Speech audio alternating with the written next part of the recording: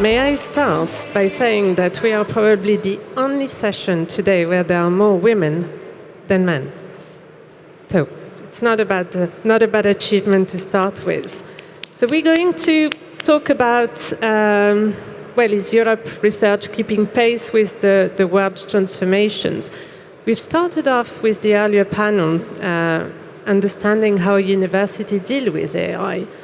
But first question is, how do you think we're doing? How do you think European research is doing in the field of AI? Are we keeping up? Shall I start? Please, Thierry. Well, Lionel, I should say Lord Tarasenko gave a superb talk explaining that we were still in the race. So what does it take to do AI? It takes talents. That's our job in universities and technology, especially technology universities, to train talents. One needs compute power, and that comes from cheap electricity. So we are not so bad in Europe as far as in France, especially as far as cheap electricity is concerned. Then one needs structured data, and Lionel explained to us that it's not so bad to have a centralized state as we do have in France or in Britain, having structured health data or cultural data or whatever. So we do have this. And then finally, one needs funding. And, it's clear that Europe has the capacity to build the market and to attract investors. So we have everything it takes to build AI, and we are still in the race. What do you think, Anna? What do you think are the competitive advantage that Europe can build on, the European research landscape? Do you agree? Do we have enough money? I didn't say we have enough. Okay, there was a misunderstanding. I think AI is one of the unique areas in which, in fact, people that used to work at TRL 0, so no applications, are able to make a huge impact in TRLs that are much higher up. People that are doing fundamental mathematics are now taking up from our universities to go to companies because how they understand math is applicable directly in AI to make AI more efficient, to do the next generation AI. So this is something that is very special because we train the brightest minds. We also trained, I would say, agile spirits. We'd like to say that we're a young university, so we have the startup spirit, and so people believe in themselves and they believe they can achieve big ideas, and this is very important. The other thing is data, we've talked, but infrastructure. If you have 20 GPUs, you may have the brightest idea, but you'll do nothing. So infrastructure, having a large amount of GPUs is important, and the next generation of AI, we talk about generative AI, but we'll have agentic AI. This is going to require 100 times more GPUs than we have now. And that's where we don't know where this has come from, and I think the Airbus of AI, that's probably what we need to do as a continent. All right, yeah, that was extremely interesting. I guess the question, since we are talking about global transformation and where Europe stands, how is AI transforming the way, as universities, you're working with partners, whether on the corporate side or on the public side, especially with some organizations that are outside of Europe? Shall I go for it? Well, first, an example. When we were asked by Adopt AI to organize this session on how universities can play a role in AI, what did we do? We called for our friends. And we called from our friends from Eurotech Alliance, that is EPFL, TUM, and others. So, as far as AI is concerned, but we could talk also about quantum technologies and all the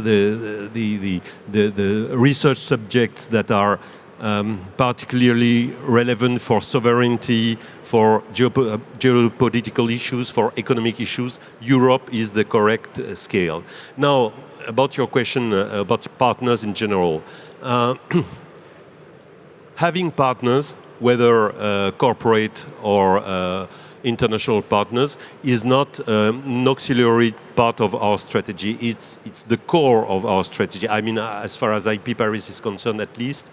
having corporate partners is key. It's key to our economic model. It's key to the way, we train talents, and these talents are going to be at the top of big companies. They are going to fund their startup, to found their startups, and so on and so forth. So that's key.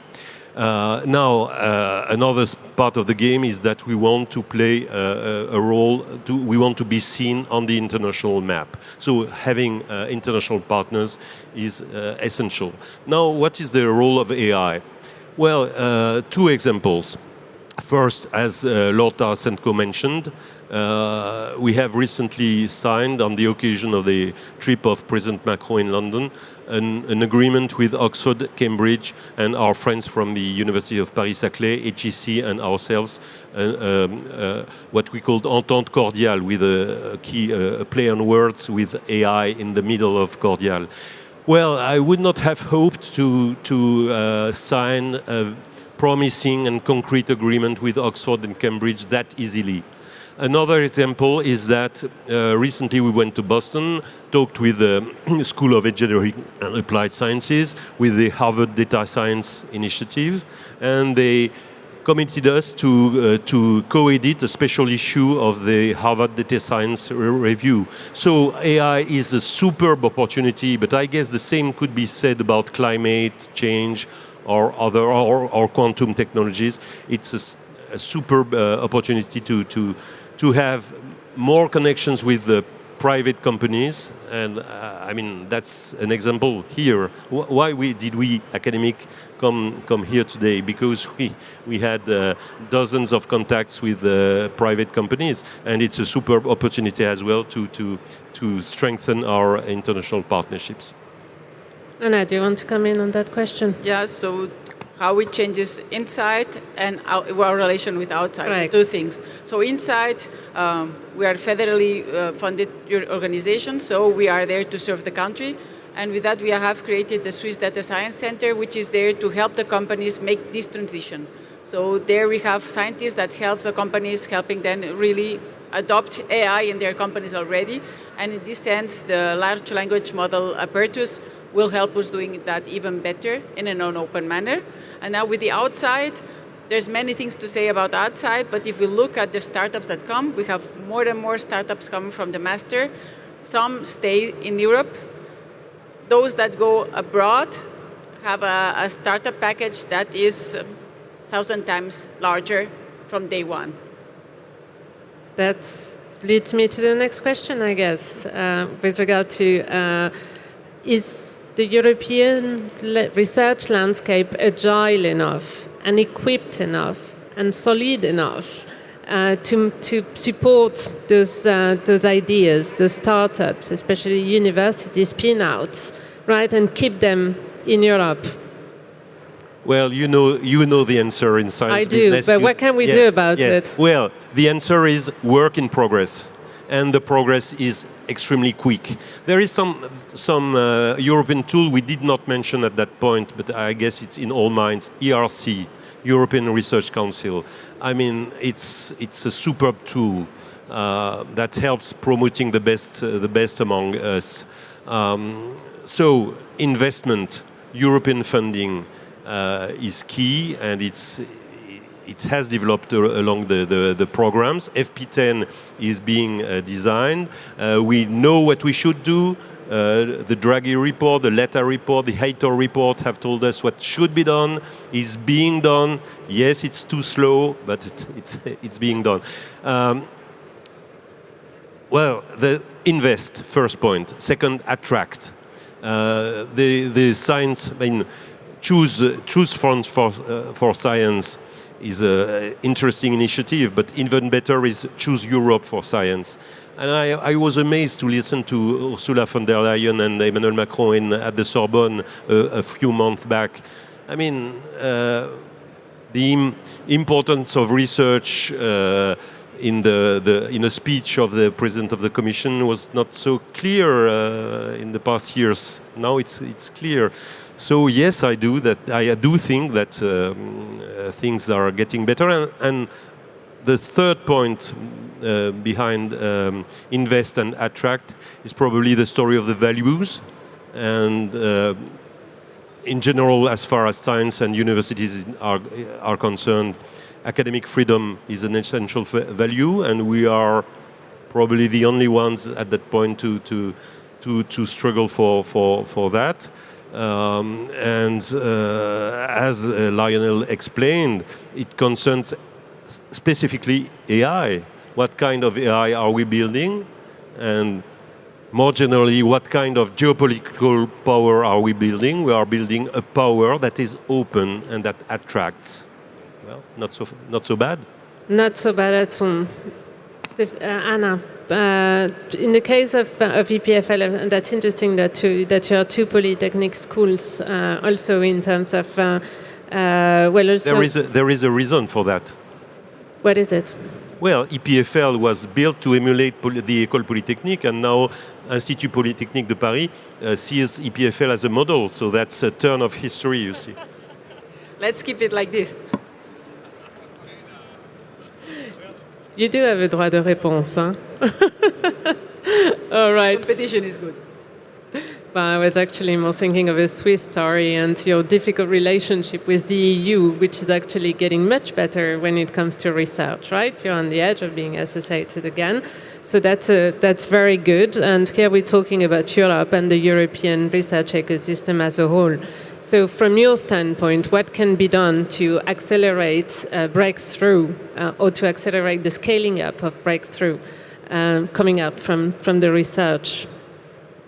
I think the entrepreneurship spirit needs to be the entrepreneurial spirit needs to be activated even more. I think being inspired from US, I think there are good things to be inspired from US, and this is the adventure one. This is something we can learn from. This is one. Then companies have, there are more companies that are being created more than 20 years ago, but still the scale up is still an issue. And companies often go to the US to scale up. And we should think about why. If we have investment funds that invest in, European investment funds that invest in the US, we should think why this is happening, and we should find a solution. Probably politicians should find a solution. I don't have it, but it is an issue. All right. Should we move on to the sovereignty question, since it was the topic of the previous keynote, and that's a very important topic. It's a very trendy topic, right? However, for universities, it's not necessarily a concept that is easy to navigate. So how are you dealing with that? How do you balance the academic freedom on one hand, and on the other, the technology sovereignty that is just one of these grand objective of both France and Europe? I don't know. I know less about the Swiss narrative, the political narrative. In France, the sovereignty is a huge issue. So how do you deal with that tension? Again, I guess what we want is we don't want to depend on technologies that are abroad. I mean, if today we all depend on Microsoft, and we all imagine a day that we all for our jobs we depend on an AI that is made abroad. And at some point, this is just closed. You ferme le robinet. What's going to happen? I guess what we want that doesn't happen. So we have an AI that is in-house. But this doesn't. It's not incompatible with an AI that is open with the rest of the world. That's why we will strongly believe that it has to be open, because information has to circulate. The other thing is that we want to make sure that we are on our foot and we are independent and not dependent on other governments that may just stop us from the access to that. But in the case of Apertus, since you mention it, which is a completely open language model, right? What happens with the data? Is there an effort to keep the data in Europe? There's an effort to keep the data in Europe. We have different philanthropic initiatives with a lot of money to keep data, to get data from other parts of the world, to feed it. And it's open that you know what data has been used for the models, not like in the rest of the world. We should also be conscious that also AI is not affecting how we work, but it affects how we interact with the machines, with the cell phones. It affects very deeply our psychology. So I think having an eye on what the algorithms are there, I think it becomes of very high importance. and it will become even more. Thierry. As far as the sovereignty issue is concerned, we were born in that issue. I mean, in the end of the 18th century, a guy called Bonaparte thought that it was extremely important to have a military school that would teach science and technology at a very high level. So we were born in that. Now, how do we deal today? I mean, the world has changed. Now we are speaking of the European scale. I mean, the École Polytechnic I was mentioning has merged with the 5 other engineering schools. We are trying to compete at the world level with EPFL or Caltech or Technion and so on. But we still have 2 schools in IP Paris that are under the Ministry of Defense. And the other schools, Télécom Paris, Télécom Sud Paris and others, deal with sovereignty issues, not in the military sense, but in the digital sense, but in the economic sense, and so on and so forth. So how do we deal? Is there a contradiction between being focused on sovereignty issues on the one hand and academic freedom on the other hand? No. Academic freedom is the best way, I mean, the only way, by the way, to select the best ones, to support the best ones. And then you have this focus on societal challenges, whether, defense and security, or AI, or climate change, or whatever. Then we have these interdisciplinary centers. One is on AI, it has been mentioned, it's IP Paris. Another one is on defense and security. But we do not force anybody to work on defense and security if they do not wish to do so. So it's based on academic freedom, and then, I mean, we have talents there. So where is the contradiction? I do not see it. Of course, we have a tradition of dealing with dual-use research. First point, how do you distinguish dual-use research and civil research? One of the startups that was born in our Center for Defense and Security built, I forgot the bandages, I mean, that use cold plasmas.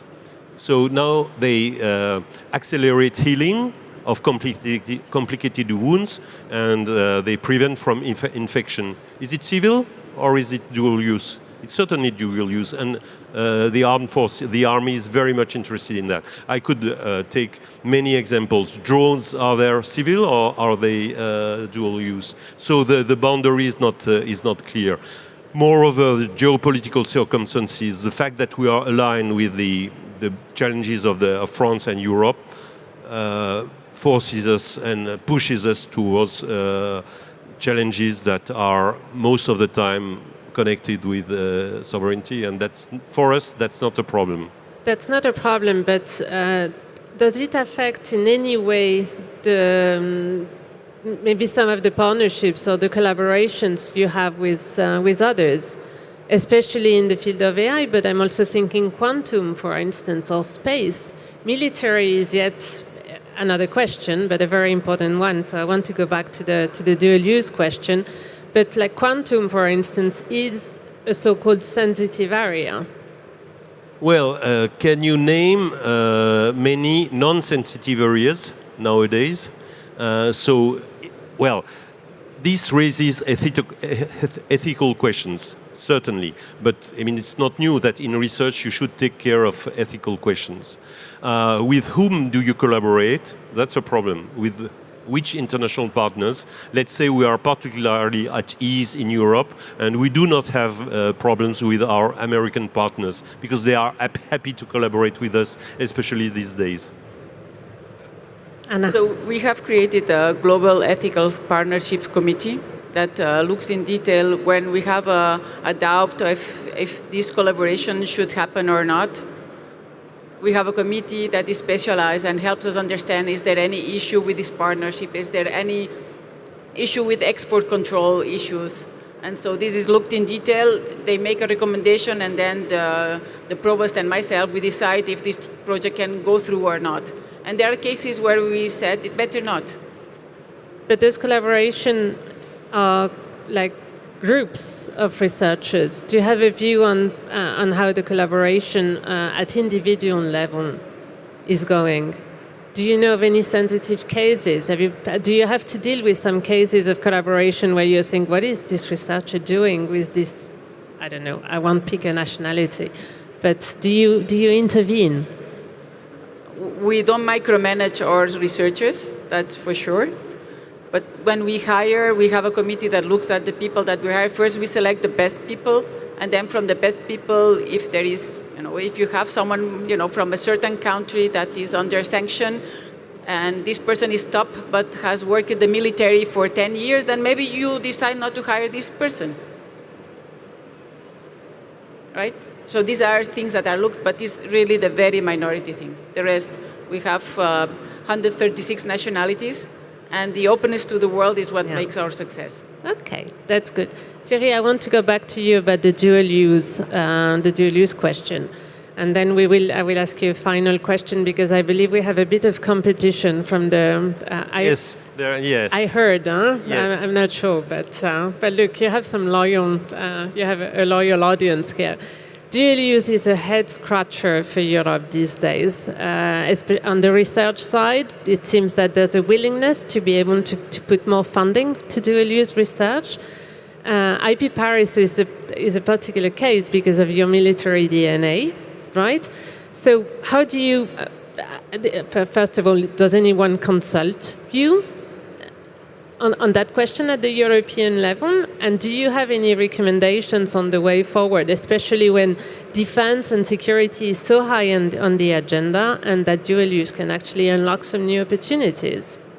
Well, I've got no advice. I'm not in a position to give advice to anybody and to the colleagues. Oh, believe me, I think advice is badly needed. So you could. Well, in any case, it seems that the world is moving in such a direction that, unfortunately, we will have to deal with security issues more and more, and research will be absolutely key in this respect. So we are ready, and we see that we often discuss the matter with our European partners, and we did discuss it in Eurotech.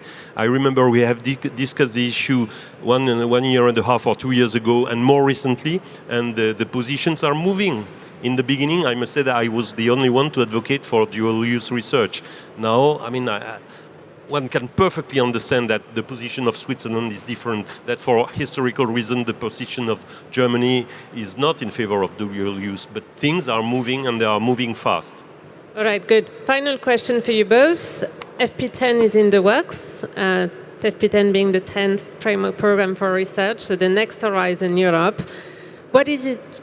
What would be the single lever that Europe should pull to make it a successful program, like an evolution from Horizon Europe, the current framework program? Decrease bureaucracy. That works. Thierry? Well, there is not a single lever one should push or pull on all of them. Funding, reducing bureaucracy, creating a strategic power, and so on and so forth. But, there are many reasons to be anxious. There are many reasons to be optimistic. But if there is something that is more important than others, it's talent.